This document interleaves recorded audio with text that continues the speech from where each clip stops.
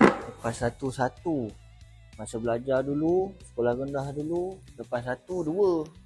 Sekarang ni dah besar, bila dah tua, dah kerja ni. Lepas satu-satu. Sentiasa mekar dalam semangat dan jiwa membara. Assalamualaikum dan selamat sejahtera semua. Saya, Luqman, wartawan cilik anda di TV PSS. Hari ini, saya tengah dalam misi rahsia. Nak siasat betul ke guru-guru kita ni penat tak kerja. Tapi saya tak tanya sebarang orang ya. Saya tanya bos besar sekolah ni, iaitu Encik Abu Yazid. Assalamualaikum cikgu, sibuk nampak? Waalaikumsalam warahmatullahi wabarakatuh.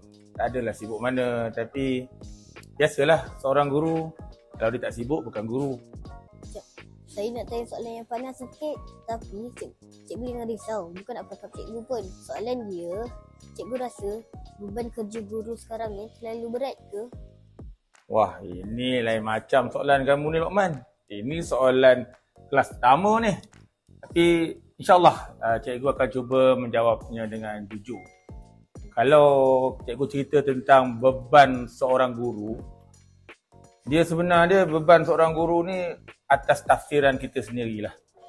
Jadi dia ibarat seperti seorang chef yang sedang memasak. Maksud cikgu? Maksud cikgu macam ni. Dia kalau ibarat seorang chef yang sedang memasak ni, biasanya lah seorang chef ni dia akan masak pelbagai masakan serentak.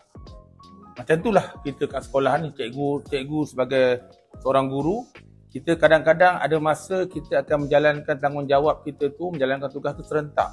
Contohnya, dalam masa yang sama, cikgu kena pergi meeting. Dalam masa yang sama, cikgu kena pergi mengajar. Dalam masa yang sama, cikgu kena menguruskan pelbagai benda, pelbagai perkara program sekolah. Itu yang kadang-kadang kita rasa satu kerja yang berat. Tapi sebenarnya, dia bukan satu bebanan sebenarnya. InsyaAllah kalau kita dapat melaksanakan dengan cara yang terbaik. Cikgu tak stres ke? Nak kata stres, cikgu ni cikgu sebenarnya cikgu cuba membuang stres semua dalam diri cikgu. Kalau ikut stres tu memang stres, penat tu memang penat. Tapi kalau kita buat dengan cara yang terbaik, dengan cara yang bersistem, saya rasa stres kita tu akan hilang. Dan juga cikgu pun akan bersama dengan rakan-rakan guru cikgu. Akan bersama, kadang-kadang waktu kalau cikgu rasa penat, cikgu datang ke PSS ni. Kadang cikgu pergi duduk di mak-mak komputer, cikgu pergi ke bilik guru, ataupun cikgu pergi kantin, kena cawan kopi, hilanglah stres tu. Baiklah cikgu. Jadi, apa harapan cikgu untuk guru-guru kita yang lain? Okey. Harapan cikgu pada guru-guru di sekolah, khasnya Sekolah Kebangsaan Tanjung Malim ni, cikgu berharap kita, walaupun kita penat, kita banyak tanggungjawab, kadang-kadang tiba-tiba tugas tu datang serentak. Tapi kalau kita jalankan amanah ni dengan ikhlas, dan kita ingat ini adalah amanah yang Allah berikan pada kita. Bukan cikgu sebagai guru besar yang beri. Sebenarnya amanah ni datang daripada Allah. Dan sebenarnya ia adalah satu lubuk pahala kalau kita buat dengan ikhlas dan dengan jujur. InsyaAllah. Terima kasih cikgu. Lepas saya dengar cikgu cakap, terus saya jadi semangat. Ya. Yeah. Oh, baguslah. Dan satu cikgu nak cakap satu lagi. Kadang-kadang ni, cikgu sebenarnya hari raya baru ni kan, kita baru raya. Sebenarnya kerja yang berat tu cikgu ibaratkan seperti cikgu masak lemang. Cikgu masak lemang tu, bermula cikgu ambil buluh lemang. Cikgu beli barang-barang dia. Dan cikgu bakar lemang tu mesti dalam keadaan yang memenatkan. Cikgu penat, cikgu panas. Itu ibarat kerja cikgu lah tu.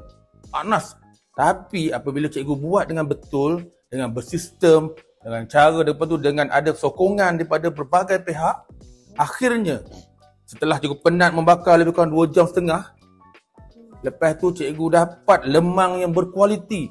Lepas hari raya orang datang, sedapnya lemang. Itu satu kepuasan.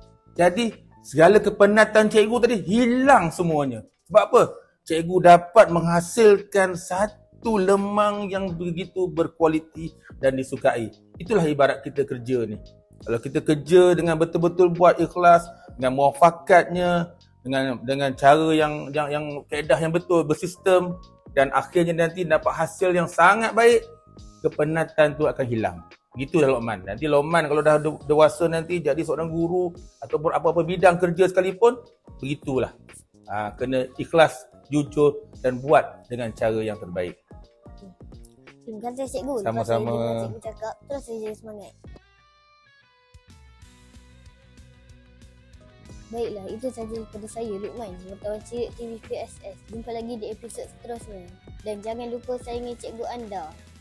Bye. Di bumi ilmu sejati bermula. Wartawan cilik suara berwibawa, menulis cerita beragam sejarah.